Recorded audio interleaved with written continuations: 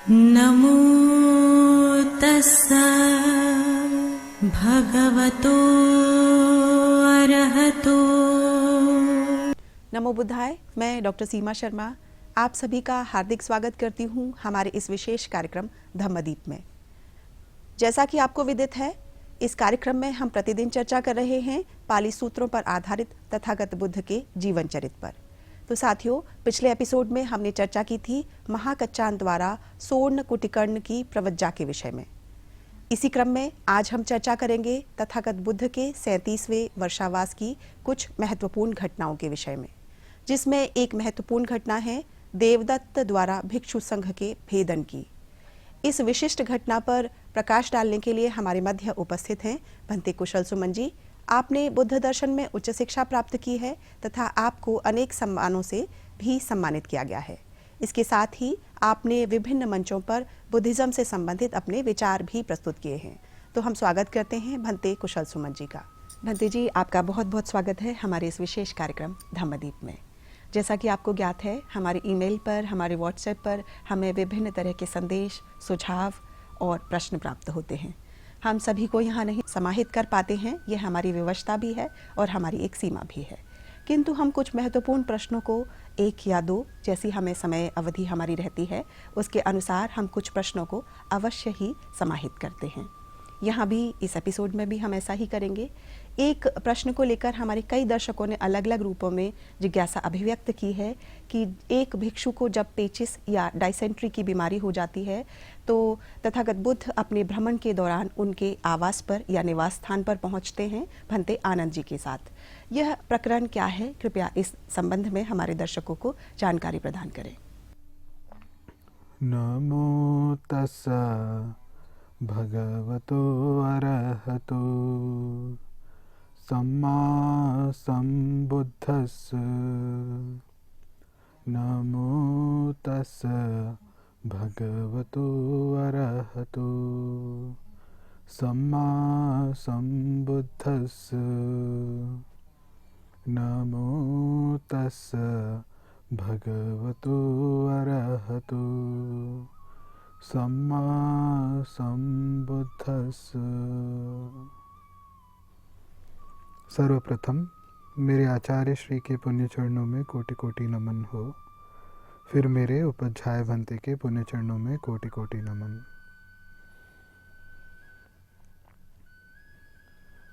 बहुत बहुत धन्यवाद आपका सीमा जी। हमारे एक दर्शक हैं, वो जानना चाहते हैं, एक समय की बात है जब तथागत बुद्ध भ्रमण पे थे, अपने विहार के भ्रमण पे थे, राउंड्स पे थे भंते आनंद के साथ। उस समय एक भिक्षु के आवास पे या कमरे पे जाते हैं। वे भिक्षु पेचस बीमारी से ग्रस्त था, डिसेंट्री से ग्रस्त था। तो ये जो घटना थी क्या थी? सबसे पहले मैं दर्शकों से बताना चाहूँगा, ये जो कहानी है या घटना है या वारदात है, ये हमें विनय पिटक के महावग्ग में इसका जिक्र मिलता है। कहानी कुछ इस प्रकार है। एक समय की बात है, एक भिक्षु पेचस की बीमारी से ग्रस्त था, डिसेंट्री से ग्रस्त था। वे जिस कमरे में था, जिस पलंग पे था, उसी पे वे अपना मल मूत्र कर देता। तो विहार में तथागत बुद्ध और उनके सहायक भंते आनंद, तथागत बुद्ध राउंड्स पर हैं, भ्रमण पर हैं विहार के, और थेर आनंद, भंते आनंद उनके सहायक के रूप में पीछे पीछे फॉलो किए जा रहे हैं। तो तथागत देखते हैं एक कमरा, उसमें से थोड़ी बदबू आ रही थी। तो उसमें वे जाके देखते हैं एक भिक्षु जहाँ पे वे लेटा हुआ था, वहाँ पे उसने अपना मल मूत्र त्याग दिया था। तो तथागत देख के पूछते हैं, क्या हो गया तुम्हें? तो वे उत्तर देते हुए कहते हैं तथागत को कि तथागत, मुझे पेचिश की बीमारी है, डिसेंट्री हो गई है। तो तथागत फिर पूछते हैं, तुम्हारा कोई सहायक नहीं है, अटेंडेंट? तो वे कहता है कि नहीं, मेरा कोई सहायक नहीं है। तो तथागत फिर उससे पूछते हैं कि ऐसा क्यों किया गया तुम्हारे साथ कि तुम्हारा कोई सहायक नहीं है, तुम्हारी कोई सेवा नहीं करना चाहता? तो वे उत्तर देते हुए कहता है कि शायद भिक्षु संघ को लगता है कि मैं किसी काम का नहीं, तो इसीलिए कोई मेरी सेवा नहीं करता। तथागत तो करुणा के सागर हैं। उसी वक्त आनंद से कहते हैं, जाओ आनंद, एक बाल्टी भर पानी ले आओ। तो आनंद जाते हैं, पानी ले आते हैं और तथागत ने एक लोटा लिया और पानी उस भिक्षु के बदन पे डालना शुरू किया। आनंद वहीं पे बैठे हैं और बैठ के उस भिक्षु के बदन को साफ करना शुरू कर देते हैं। और जब इस भिक्षु को नहला दिया जाता है, कमरा साफ कर दिया जाता है, तो उसको एक साफ जगह पे, एक साफ पलंग पे बिठा दिया जाता है। अब ये घटना के बाद शाम के समय तथागत ने अपने सभागार में भिक्षुओं को धम्मदेशना के लिए बुलाया। धम्मदेशना दी। धम्मदेशना देने के बाद तथागत ने पूछा भिक्षु संघ से कि यहाँ पे कोई भिक्षु है जो बीमार है इस विहार में? तो कुछ भिक्षुओं ने जवाब दिया, जी हाँ, एक भिक्षु है जो बीमार है। तो तथागत ने पूछा उनसे कि उसकी क्या बीमारी है? तो फिर जवाब दिया उन भिक्षुओं ने, कहा कि वे जो भिक्षु है बीमार है, उसको पेचिश की बीमारी है, पेचिश की बीमारी है, डिसेंट्री है। तो तथागत ने पूछा, फिर आप लोग उसकी सेवा क्यों नहीं करते हैं? तो कुछ भिक्षुओं ने जवाब दिया, कहा कि वे हमारा किसी काम का नहीं और हम इतने व्यस्त रहते हैं, तो इसीलिए हमारे पास समय नहीं था उसकी सहायता करने के लिए। तो इस वारदात के बाद तथागत उन भिक्षुओं से कहते हैं, तुम लोगों ने अपना गृहस्थ जीवन त्याग दिया है, अब तुम्हारी देखभाल करने कोई माता नहीं, कोई पिता नहीं, तो अगर तुम लोग आपस में एक दूसरे का ख्याल नहीं रखोगे तो कौन रखेगा? फिर आगे कहते हैं तथागत, जो भी एक रोगी भिक्षु की सेवा करे वे साक्षात मेरी ही सेवा कर रहा हो, ऐसा आप लोग माने। और फिर कहते हैं कि कोई भिक्षु हो और वो रोगी हो जाए तो उस भिक्षु का देख रेख करने की जिम्मेदारी उसके उपाध्याय की हो जाती है। अगर उस भिक्षु के पास कोई उपाध्याय नहीं हो तो उस भिक्षु की देख रेख करने की जिम्मेदारी उसके आचार्य की हो जाती है। अगर वे भिक्षु का कोई आचार्य भी नहीं हो तो जिस कमरे में वे भिक्षु रहता है उसका सहनिवासी भिक्षु उसकी देखरेख करेगा। अगर वह ऐसे कमरे में रहता है जो उसका सहनिवासी ना हो, कोई सहनिवासी भिक्षु ना हो, तो उस भिक्षु की देखरेख उसके शिष्य करेंगे।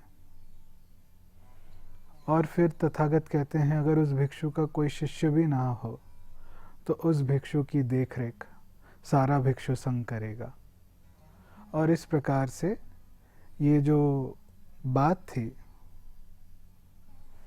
तथागत ने इस कहानी को बतलाते हुए कहा, आखिरी में कहा कि अगर कोई भिक्षु इस रोगी भिक्षु की या कोई भिक्षु संघ इस रोगी भिक्षु की सेवा ना करे तो उसे दुष्कृत माना जाएगा। आशा करता हूँ हमारे दर्शक को उसके प्रश्न का जवाब मिल गया है। नमो बुद्धाय। महंत जी, आपका आभार इस रोचक प्रसंग को हमारे दर्शकों के समक्ष रखने के लिए। अब एक और प्रश्न मैं यहाँ आपसे जानना चाहती हूँ, इसे हमारे कई दर्शकों ने अलग अलग रूपों में जानने का प्रयत्न किया है कि तथागत बुद्ध की महत्वपूर्ण शिक्षाओं को पुनः एक बार हमारे दर्शकों को संक्षिप्त रूप में आप बताएं। बहुत बहुत धन्यवाद आपका सीमा जी। एक दर्शक जानना चाहते हैं तथागत बुद्ध की कुछ और शिक्षाओं के बारे में, महत्वपूर्ण शिक्षाओं के बारे में संक्षिप्त में। तो इस प्रश्न को लेके मेरे मन में एक ही सूत्र का ख्याल आता है।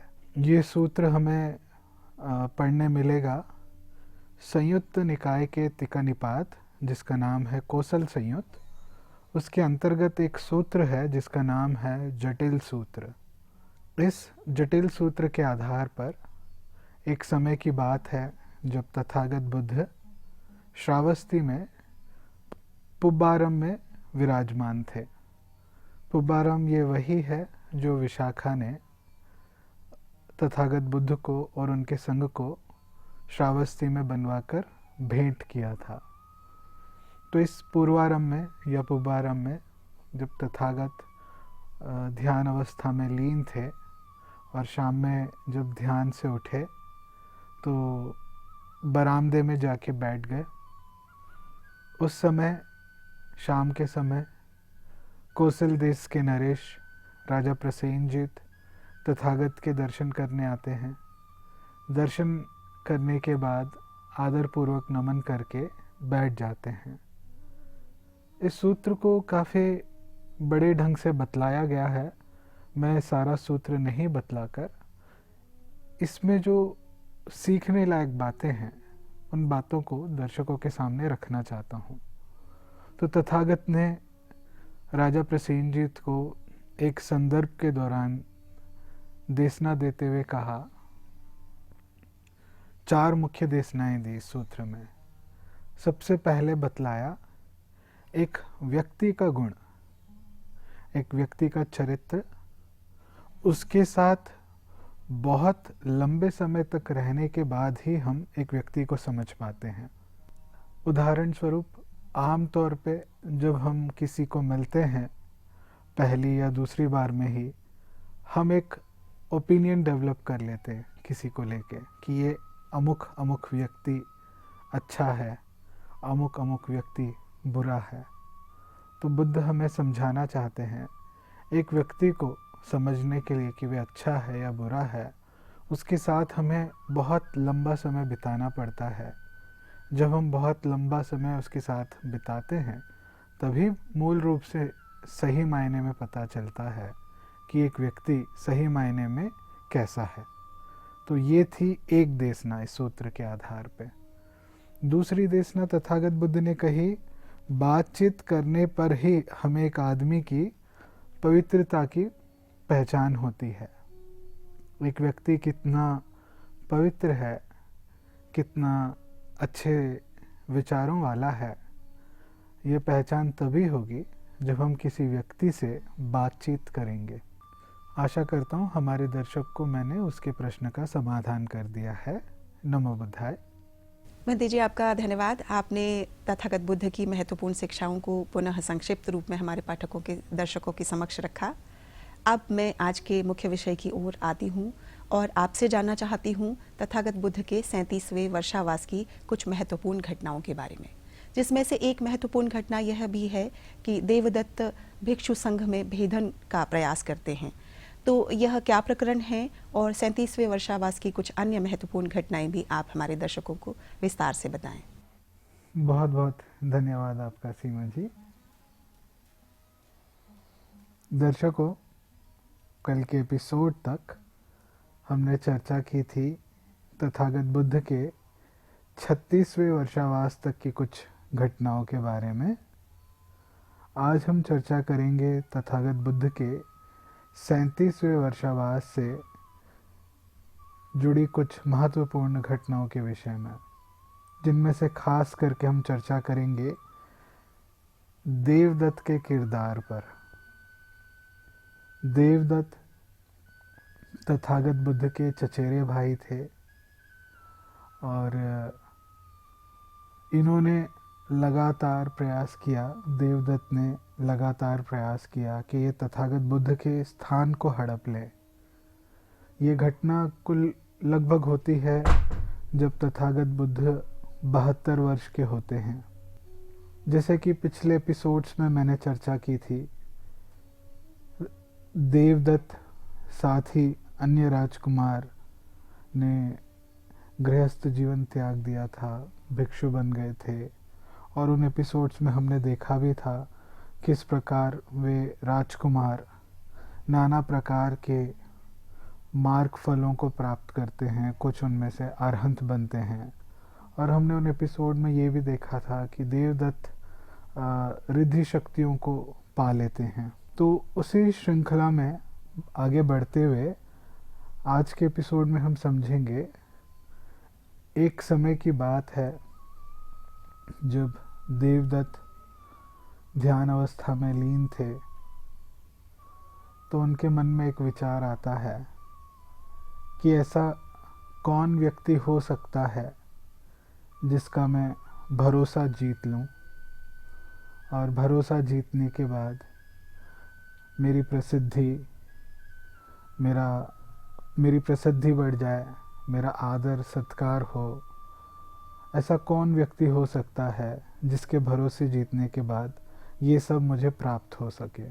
तो देवदत्त के चित्त में, या तो कहो मन में, एक विचार उत्पन्न होता है और वे राजकुमार अजातशत्रु की ओर उसका निर्देशन करता है।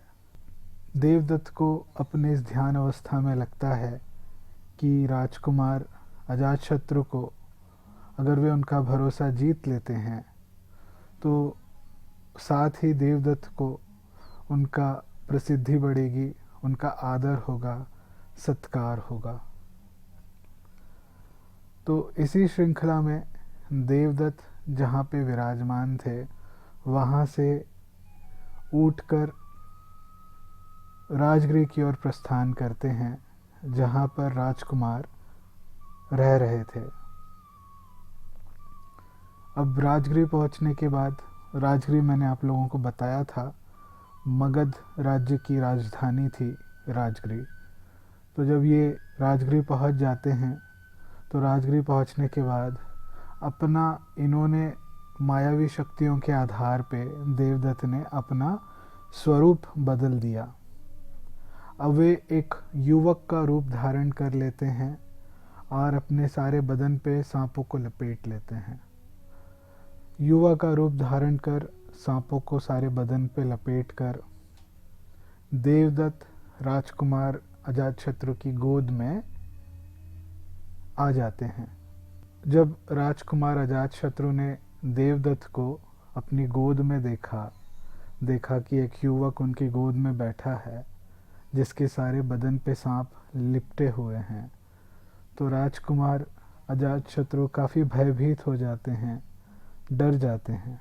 तो देवदत्त उनसे पूछता है, क्या तुम्हें मुझे देख के डर लग रहा है?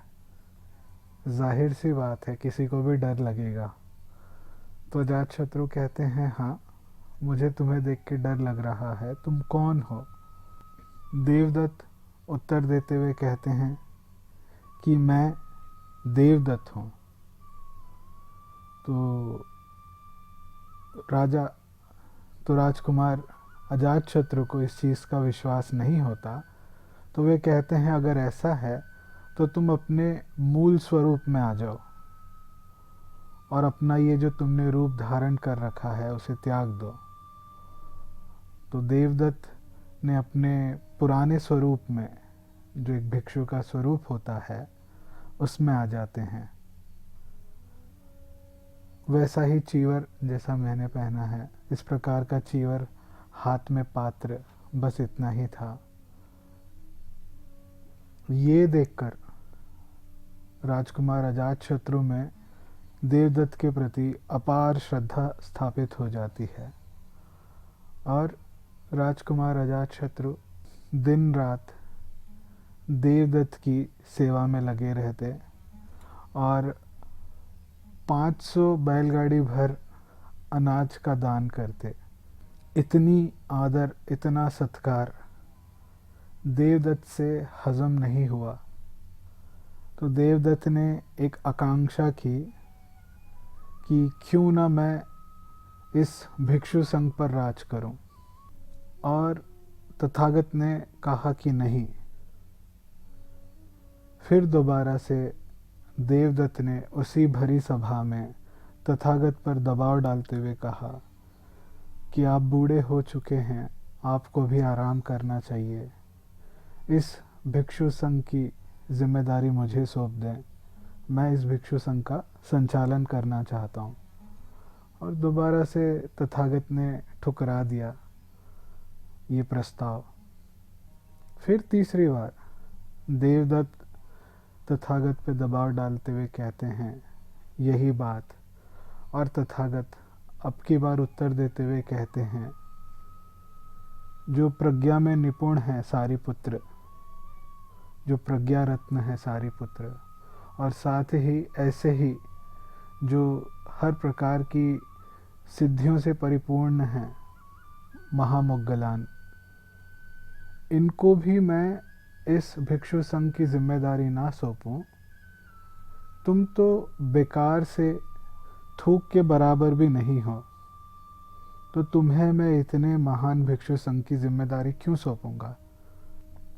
तो जब देवदत्त ने तथागत बुद्ध का ये जवाब सुना, उससे ये निंदा सहन नहीं हुई। देवदत्त देखता है सारे भिक्षु संघ की ओर और राजा बिंबिसार की ओर, और बहुत अपमानित महसूस करता है। अपमानित महसूस करने के वजह से वे तथागत को नमन करता है और गुस्से से वहाँ से चला जाता है। तो ये जब वारदात होती है तो सारिपुत्र हिचकिचाते हैं। तो तथागत से सारिपुत्र पूछते हैं, तथागत ऐसे हो चुका है कि इसी ही राजगृह में मैंने पहले देवदत्त की बहुत प्रशंसा की है, और अभी अगर मैं उसी राजगृह में जाके देवदत्त की निंदा करूँगा तो हो सकता है लोग मुझ पे विश्वास ना करें।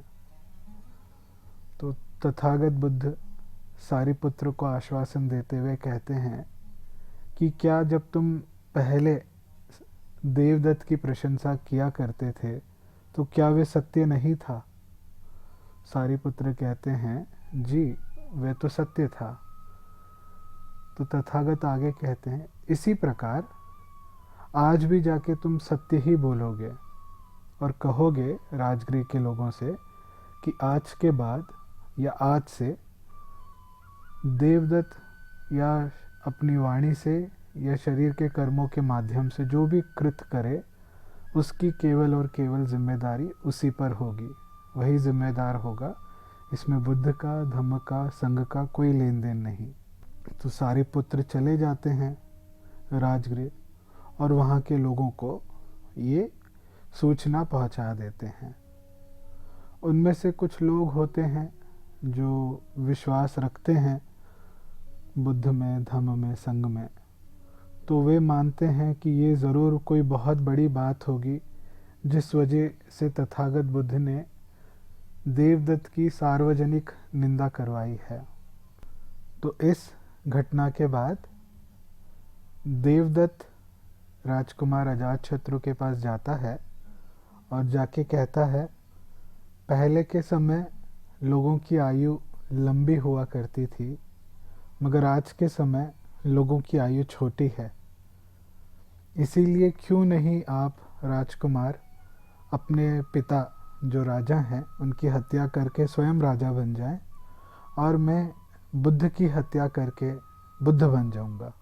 तो जब राजकुमार अजातशत्रु ने देवदत्त का ये प्रस्ताव सुना तो राजकुमार को लगा कि देवदत्त बहुत ज्ञानी हैं, दूरदृष्टि वाले हैं, ज़रूर इन्होंने जो कहा है सोच समझ के कहा है और भविष्य में देखते हुए कुछ बात बतलाई है।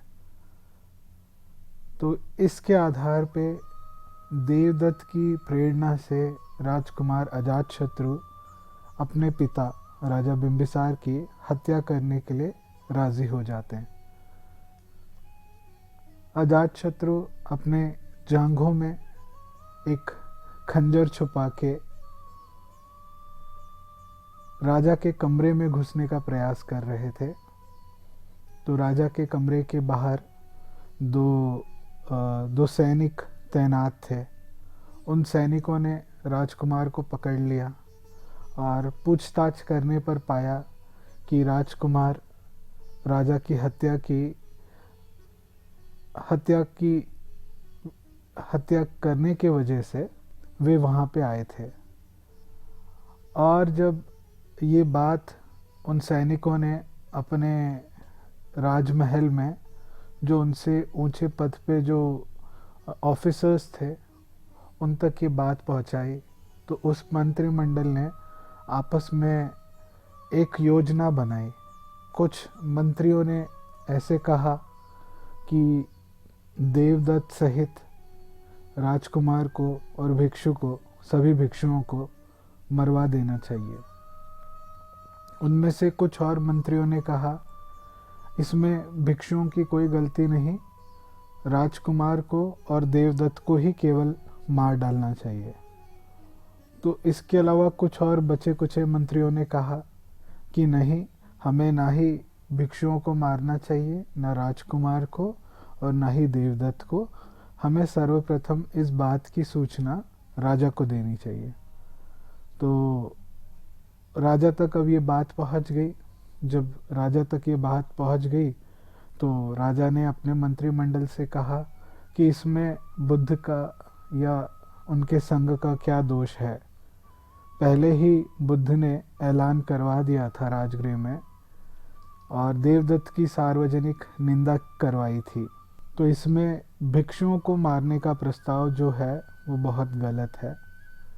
और फिर राजा ने उन मंत्रियों को जिन्होंने ये प्रस्ताव रखा था कि भिक्षुओं को मार देना चाहिए, राजकुमार को मार देना चाहिए और देवदत्त को भी मार देना चाहिए, उन मंत्रियों को जिन्होंने इस प्रकार का प्रस्ताव रखा था उनका दाना पानी बंद करवा दिया, उनकी सैलरी रुकवा दी।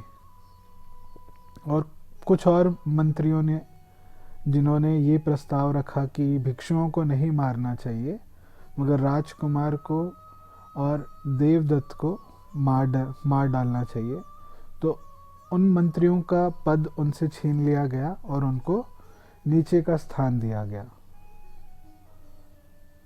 और फिर जो बचे कुछ मंत्री थे जिन्होंने ये प्रस्ताव रखा कि ना ही राजकुमार को मारा जाए, ना ही देवदत्त को, ना ही भिक्षुओं को, तो इन मंत्रियों का स्थान बढ़ा दिया गया और इनकी सैलरी भी बढ़ा दी गई। इसके बाद राजा बिंबिसार राजकुमार के पास जाते हैं, राजकुमार अजातशत्रु के पास, और पूछते हैं कि तुमने ऐसा प्रयास क्यों किया, तुमने क्यों चाहा कि तुम मुझे मार डालो। तो राजकुमार घबराते हुए कहता है, मैं चाहता हूँ कि मैं राज्य करूँ और ये मेरा राज्य हो, मैं राजा बनना चाहता था, इसीलिए मैंने ऐसा प्रयास किया कि मैं आपको मार डालूं। और इसके बाद फिर राजा बिंबिसार ने जब ये बात सुनी तो उन्होंने देवदत्त को, यहाँ पे देवदत्त काट देना, यहाँ पे देवदत्त काट देना।